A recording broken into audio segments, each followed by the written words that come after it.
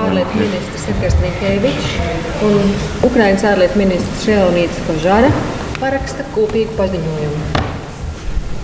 Підписується спільна заява міністра закордонних справ України Леоніда Кожара та міністра закордонних справ Латвійської Республіки Едгарса Рінкевича.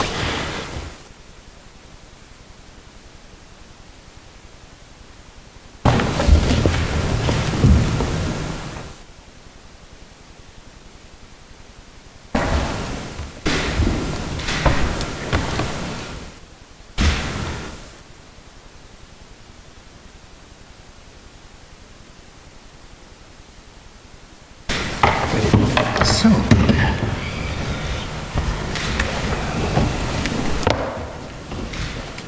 Congratulations. Thank you.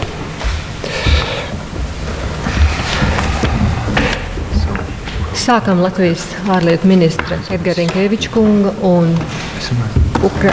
Ukrainas ārlietu ministra Leonīda Kožara kunga preses konferences. Preses konference notiks divās valodās – latviešu un angļu ar sinhrono tulkojumu. Vispirms vārds Rinkēviča kungam, lūdzu. Labdien, godājumie žurnālisti!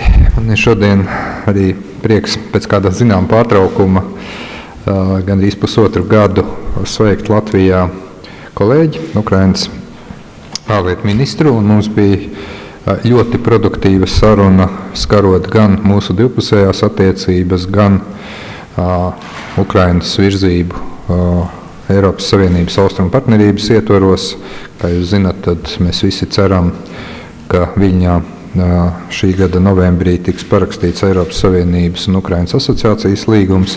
Tāpat pārunājām arī aktualitātes Eiropas drošības sadarbības organizācijas ietvaros, kur Ukraina šogad ir prezidējošā valsts, un pārunājām, teiksim, arī aktualitātes, kas skar šo organizāciju. Bet, ja mēs runājam par mūsu divpusējo sadarbību, tad jāsaka, ka mūsu valstu politiskais dialogs ir ļoti intensīvs. To apliecina arī kolēģu vizīte šeit. Šogad Latvijas valsts prezidents apmeklēja Ukrainu oficiālā vizītē. Tāpat arī pagājušajā gadā Latvijā viesojās Ukrainas parlamenta spīkers, Ukrainas premjerministrs, un nākamgad mēs ceram arī, ka mūsu Saeimas priekšsēdētāji un arī ministru prezidents apmeklēs Ukrainu oficiālā vizītē. Tāpat skārām arī ekonomisko sadarbību. Jāsaka, ka arī šeit, lai arī mums nedaudz nesakrīt dati par investīcijām, bet vienalga šis apjoms ir pietiekami nopietns. Gan Latvijas investīciju apjoms Ukrainā, gan Ukrainas investīciju apjoms Latvijā. Mēs runājam arī par potenciālajām sadarbības nozarēm ekonomikā, gan par farmācijas rūpniecību, gan par lauksaimniecības produkciju, gan, teiksim, arī par tādiem jautājumiem, kas skar, teiksim, produkcijas eksportu ar augstu pievienoto vērtību. Pieskārāmies arī jautājumam, kas šobrīd tiek risināts Ukrainas tiesu sistēmā, un aicinājām Ukrainas pusi darīt visu, lai šie jautājumi tiktu atrisināti. Tas skar Revertas bankas prasības tiesā, kā arī Latvijas Krājbankas prasības, un mēs ceram, ka mūsu Ukrainas kolēģi pievērsīs šai problēmai arī pienācīgo uzmanību.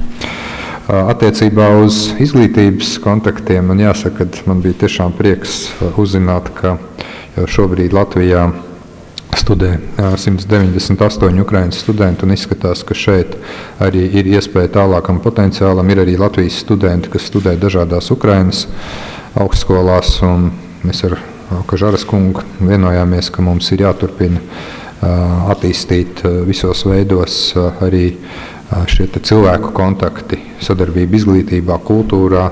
Kožaras kungs arī bija šodien no rīta Ukraiņu skolā, iepazinās ar Ukraiņu skolas mācību procesu, bet, protams, par to viņš varbūt pastāstīs pats.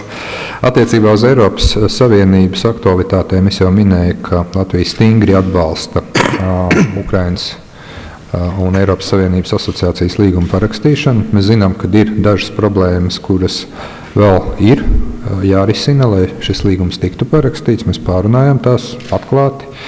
Tas ir, protams, bijušās premjerministrs Timošenko jautājums, taču tā pašā laikā es gribu uzsvērt, ka mēs redzam arī ļoti nopietnu apņemšanos un redzam, ka Ukraina ļoti daudz strādā, lai reformētu savu tiesu sistēmu, lai reformētu, teiksim, savu vēlēšanu sistēmu atbilstoši tām norunām, kādas ir starp Ukrainu un Eiropas Savienību, un šeit progress tiešām ir ļoti, ļoti ievērojams. Un mēs uzskatām, ka tas dod pamatu tomēr mūsu kolēģiem Eiropas Savienībā pēc 2 mēnešiem šos jautājumus, kas skar Ukrainas ciešāku sadarbību ar Eiropas Savienību, arī risināt.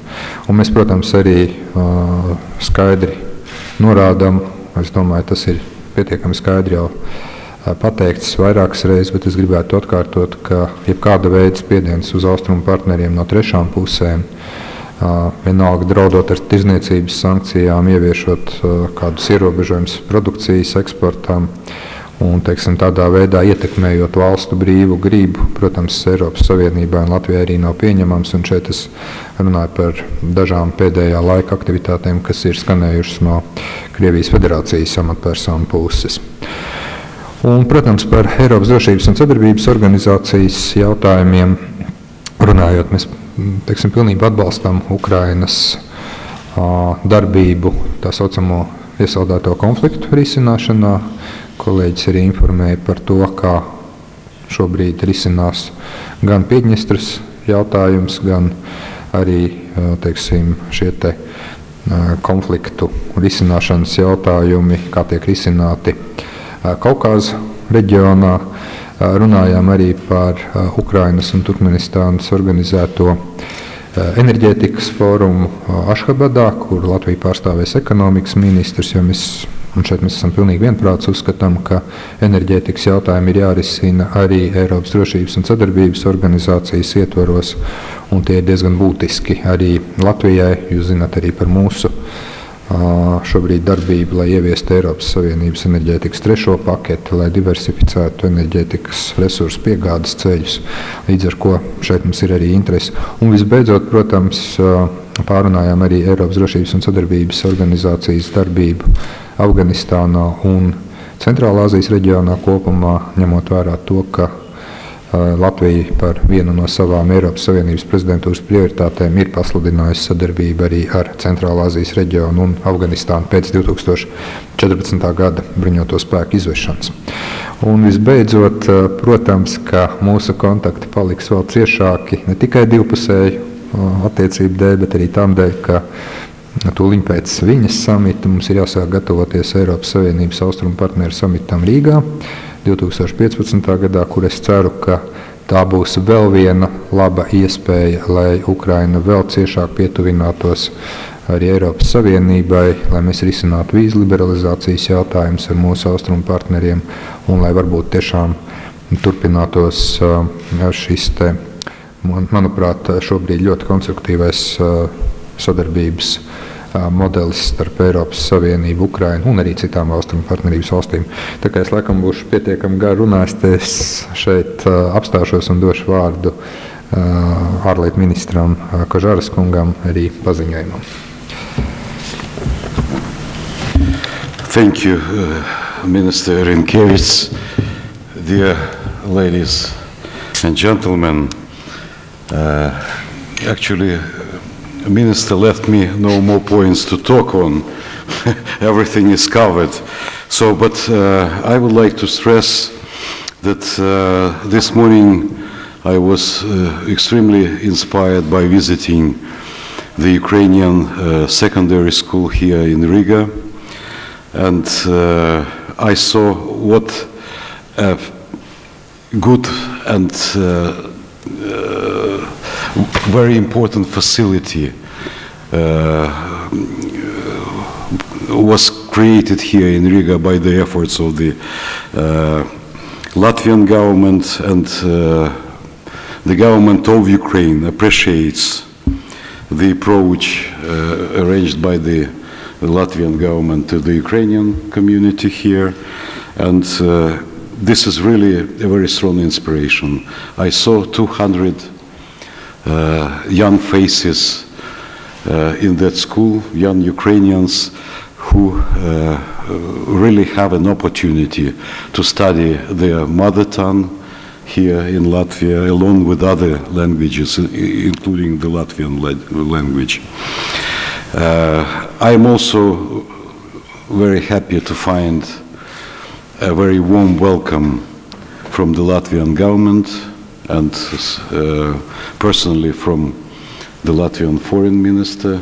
We have discussed a broad range of questions related to the bilateral agenda between Latvia and Ukraine, and we have also stated a high level of political cooperation, and through the coming month we'll have an exchange of top visits, including the coming visit of Prime Minister of Latvia to Ukraine, and I also have invited Minister Inkevich to visit Ukraine on an official visit as a payback to my visit here. This year is an extremely important year for Ukraine, and this comes from our strong intention to sign the association agreement with the European Union in Vilnius in November, and we appreciate the strong support from Latvia for the signature of the association agreement. We have also discussed some questions related to the Ukrainian OSCE chairmanship this year, and we also understand that Latvia supports proposals by the Ukrainian chairmanship in all three dimensions, including political and military, economic and environmental, and humanitarian. And we are quite thankful to the Latvian government to support our initiative to have an energy security conference in Ashgabat just in 1 week ahead. Questions with regard to cooperation between Ukraine and Latvia within the international organizations were also discussed, and the general assessment of our delegation from our visit here is that the status of bilateral relations between Ukraine and Latvia is on the highest level. The signature of the association agreement for Ukraine will open many additional opportunities to increase cooperation in political, economic, humanitarian spheres. And we are quite optimistic together with the Latvian partners, and we are looking forward for the signature of the association for Ukraine. Thank you. Paldies ministriem. Vai būtu kādi jautājumi? Lūdzu. Lūdzu. Mike Collier, Agence France Presse. A question for Mr. Kozhara. Earlier this week, your Party of Regions colleague, Hannah Herman, said that President Yanukovych would not be visiting the issue of Yulia Tymoshenko until after the accession agreement is signed. Is that the case? And does that represent an obstacle to signing the agreement in November? Thank you. I won't comment some specific statements by some members of the Ukrainian parliament. But what regards the criminal case of former Prime Minister Tymoshenko, I should say that there is full understanding with the Ukrainian leadership that this case has become the major obstacle in our relations with the European Union. And the Ukrainian leadership is specifically addressed to find a resolution of that criminal case. But at the same time, a positive resolution of the case of former Prime Minister can be found only on the grounds of the Ukrainian Constitution and the Ukrainian law. And the second option needed in this case, a goodwill from Mrs. Tymoshenko herself. By this time, unfortunately, Mrs. Tymoshenko refuses to cooperate with the Ukrainian authorities, and as an example, I can give you that last week Mrs. Tymoshenko refused to attend a session of the court last week. And unfortunately, these actions by Mrs. Tymoshenko also do not invest anything positive into the resolution of her own case. So, but at the same time, again, the authorities in Ukraine are doing quite positively that the resolution is found. And what is more important here to say on that case, that beside that, we understand the importance of the Mrs. Tymoshenko case. It is even more important that the relationship between the 46 million of Ukrainian nationals and 500 million of the European nationals should not depend on any single criminal cases. Because sometimes this situation looks as an absurd one. Thank you. Vai būt vēl jautājumi, lūdzu? Ja nē? Lūdzu.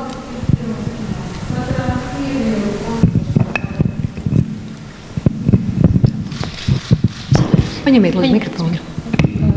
Baltijas pirmais kanāls sakarā ar Krieviju par kādam tirdzniecības sankcijām konkrēti iet runā?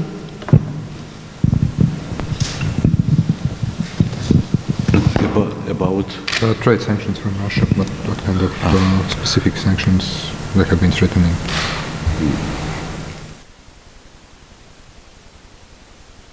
Thank you for your question. So I will start saying that Russia remains #1 trade partner for Ukraine. And to prove that, I should say that last year the volume of bilateral trade with Russia exceeded $50 billion, and it makes Russia #1 trade partner for Ukraine, and Ukraine as #3 trade partner for Russia in Europe. So that's why both countries are extremely interested in maintaining big volumes of trade and to increase trade. Today, we have no problems with for Ukrainian commodities to pass the custom border with Russia. So a few weeks ago, we had a situation related with misunderstanding on some specific custom rules, and I have accepted that there was a delay in transferring Ukrainian goods through the Russian custom border, but this situation is now being resolved.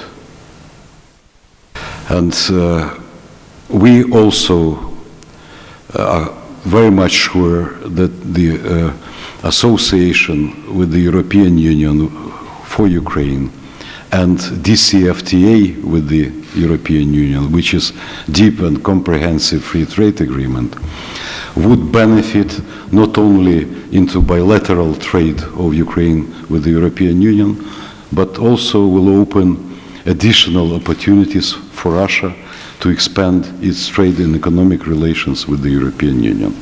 Thank you. Paldies ministriem, paldies žurnalistiem.